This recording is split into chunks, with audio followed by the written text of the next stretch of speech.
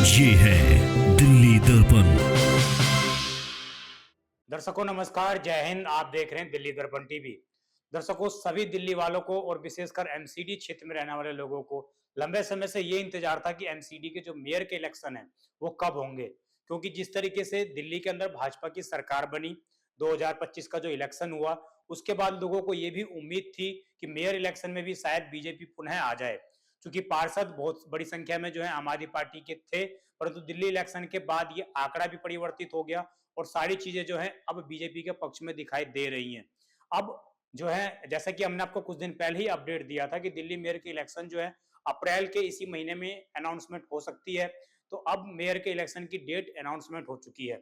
25 अप्रैल को जो है दिल्ली मेयर इलेक्शन के इलेक्शन होगा। उसी दिन ये डिसाइड किया जाएगा कि दिल्ली का कौन अगला मेयर और कौन उप मेयर बनेगा।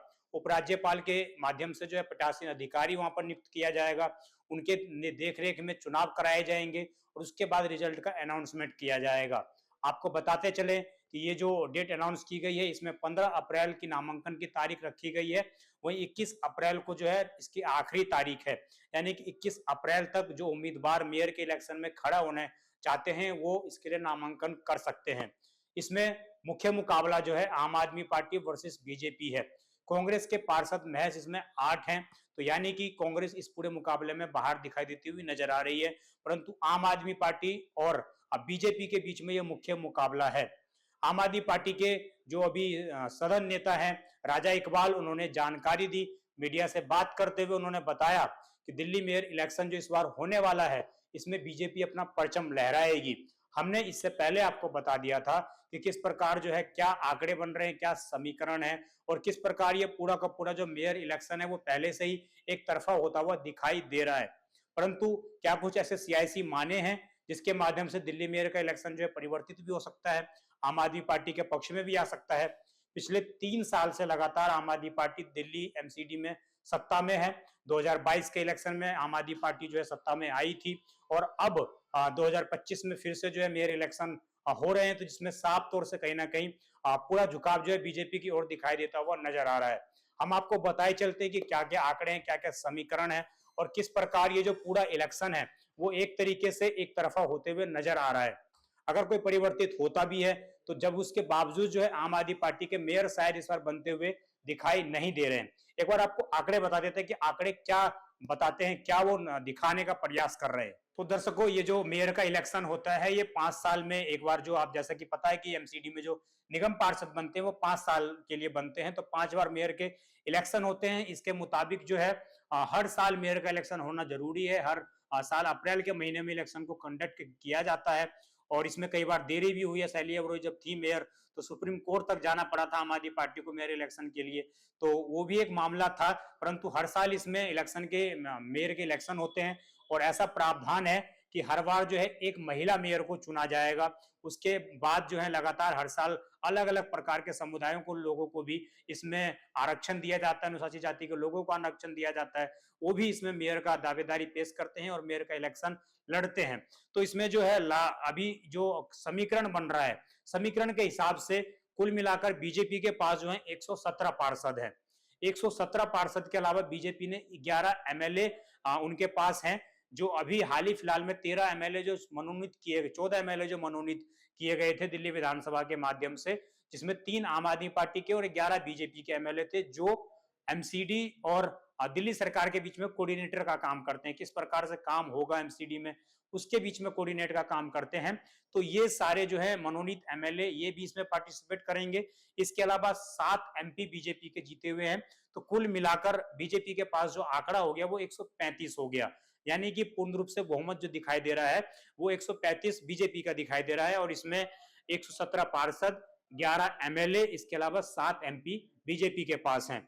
अब हम बात कर ले आम आदमी पार्टी की, तो आम आदमी पार्टी पिछले 3 साल से लगातार जो है सत्ता में है, तो अब उसके पास इतना बहुमत नहीं रहा कि वो पुनः मेयर का इलेक्शन जीत सके। उसका आंकड़ा एक बार आपको बताए चलते हैं। तो आम आदमी पार्टी के जो निगम पार्षद हैं वो भी 113 हैं और इसमें 3 एमएलए हैं जो मनोनीत सदस्य हैं, उनमें से ही 3 आम आदमी पार्टी के एमएलए हैं। इसके अलावा 3 एमपी हैं राज्यसभा के आम आदमी पार्टी के। और इसमें आप जानते हैं कि स्वाति मालीवाल, अक्सर उनका जो एक तरीके से स्वभाव रहता है वो आम आदमी पार्टी के अगेंस्ट रहता है, तो ये भी संभावना है कि स्वाति मालीवाल को अगर हटा दिया जाए, साइड कर दिया जाए, तो महज 2 जो एमपी हैं वही रह जाते हैं और वही कहीं ना कहीं वोट की स्थिति में आम आदमी पार्टी का समर्थन करेंगे। अगर स्वाति मालीवाल भी समर्थन करती है तो शायद ये विषय अपने आप में अचंभा करने वाला होगा कि स्वाति माला भी आम आदमी पार्टी का समर्थन कर रही है। इसके अलावा इसमें यह भी बताया गया कि कुल मनोनीत जो पार्षद है वो 10 हैं और ये इलेक्शन में भाग नहीं लेते हैं, तो ये लोग, इनकी कोई भी भूमिका नहीं रहने वाली है। कुल मिलाकर 262 जो सदस्य थे, इन 10 पार्षदों को अगर हटा दें, इनको जोड़ दें तो 272 हैं और 262 इसके अलावा सदस्य हैं कुल मिलाकर। और इनमें से ही दिल्ली के मेयर में जो इलेक्शन में बढ़त है, जो बहुमत दिखाई दे रहा है, वो बीजेपी को बहुमत दिखाई दे रहा है और ऐसी संभावना है कि आने वाले समय में दिल्ली के अंदर जो है ट्रिपल इंजन की सरकार होने वाली है। केंद्र में भी बीजेपी, राज्य में भी बीजेपी, उसके अलावा निगम में भी बीजेपी। तो देखना यही होगा कि किस तरीके से क्या इसमें आंकड़े जो है क्या बयां कर पाते हैं उस दिन 25 अप्रैल को क्या हो पाता है।